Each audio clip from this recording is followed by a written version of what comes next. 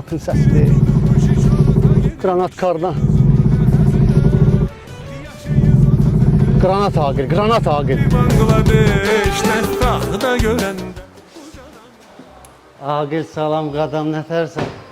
Aqil qadan nə var nə yox? Oo, məhəbbət, xoş gəlmişsən Sağ bizim ol. Sası Motorsa. Sağ ol, Nə Aqil. problemin var? Sağ Aqil, yolla gedirdim. Belə qranatın səsi o qədər taqqıtıraq başıma işləyir. Yəni qorxuram ki, məni yolda qoyun, cəldə bilərsən qadana. Problem yoxdur. Təzəsini qoyaq, get sür kef elə. Neçəyə? 100 manata. 100 manatım yoxdur, oğlum biraz üzrdə xahiş edirəm səndən. Sənin üçün 50 manata təmir edib qoyacaq üstünə, get sür. Ha?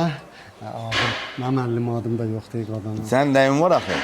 5 manadım var. Biri 5'lik. Məhəbbət, vaxtımızı alma. Get maşını otur, sür çıx get. Burada otur etdir, camaat gözləyir.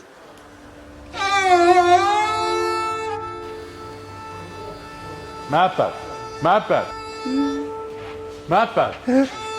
Məhəbbət. Nə olub sənə?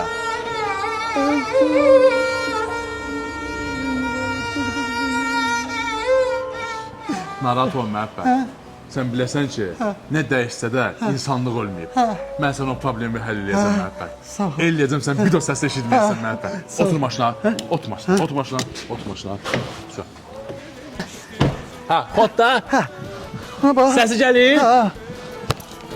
Bir Bangladeş. Şu, indi gəlməyəcək də. Sür bas barədə vaxtımız alsam da. Ama getdi. Düşürür şeşi beş.